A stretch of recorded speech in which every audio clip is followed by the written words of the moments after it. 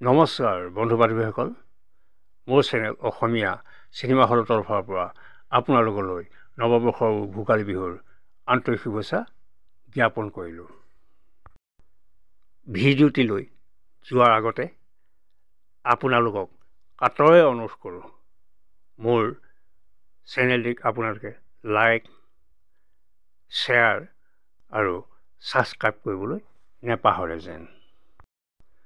আজিৰ ভিডিঅ'টিত মই নাৰী শক্তিক বা নাৰী কেন্দ্ৰিক কাহিনীক লৈ নিৰ্মাণ হোৱা কেইখনমান উল্লেখযোগ্য হিন্দী ছবিৰ নাম উল্লেখ কৰিব বিচাৰিছোঁ, যিকেইখন ব্যৱসায়িকভাৱে যথেষ্ট সফলতা লাভ কৰিবলৈ সক্ষম হৈছিল।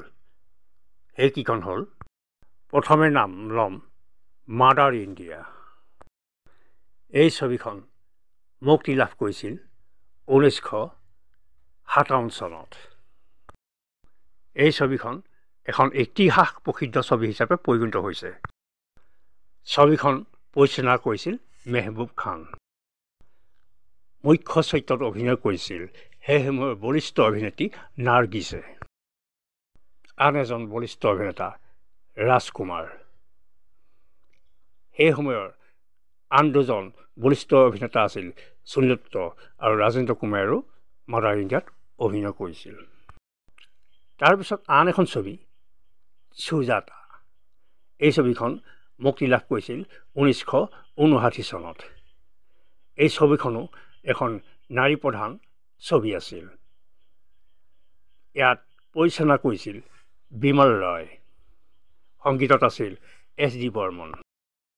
এই ছবিখনত মুখ্য অভিনেত্ৰী আছিল নূতন আৰু সুনীল দত্ত।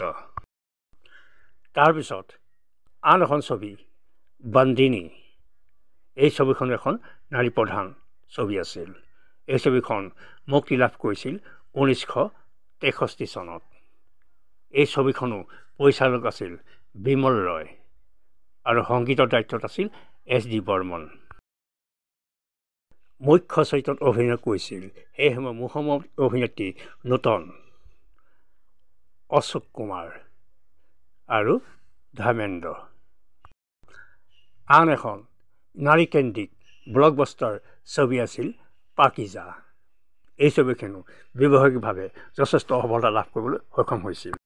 এই ছবিখন পৰিচালনা কৰিছিল কামাল আমৰাহী। সংগীতৰ দায়িত্বত আছিল গোলাম মহম্মদ আৰু মুখ্য চৰিত্ৰত অভিনয় কৰিছিল সেই সময়ৰ দুৰ্দান্ত অভিনেত্ৰী মীনা কুমাৰী, ৰাজকুমাৰ আৰু অশোক কুমাৰ দেৱে।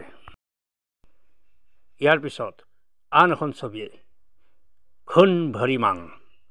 এই ছবিখনো এখন যথেষ্ট ব্যৱসায়িকভাৱে সফল ছবি আছিল। এই ছবিখন পৰিচালনা কৰিছিল অভিনেতা ৰাকেশ ৰোশন দেৱে। সংগীতৰ দায়িত্বত আছিল ভাতৃ ৰাজেশ ৰোশন।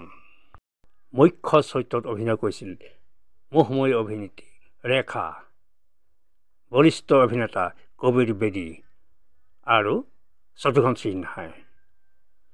আৰু এগৰাকী অভিনেত্ৰী আছিল চনু বালিয়া। আন এখন ছবি আছিল দামিনী। এই ছবিখনো নাৰী প্ৰধান চৰিত্ৰৰে এই ছবিখন নিৰ্মাণ হৈছিল।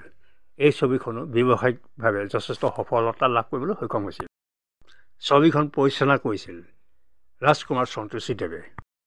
সংগীত পৰিচালনা কৰিছিল নদীম শ্বাহবান। ইয়াত মুখ্য চৰিত্ৰত অভিনয় কৰিছিল মীনাক্ষী শ্বেখাৰী, ঋষি কাপুৰ, ছনী দেওল আৰু অমৰীশ পুৰী দেৱে। নাৰীকেন্দ্ৰিক আন এখন ছুপাৰহিট ছবি আছিল বেটা। এই ছবিখনো যথেষ্ট সফলতা লাভ কৰিবলৈ সক্ষম হৈছিল। ছবিখন পৰিচালনা কৰিছিল ইন্দ্ৰ কুমাৰ। সংগীতৰ দায়িত্বত আছিল আনন্দ মিলিন,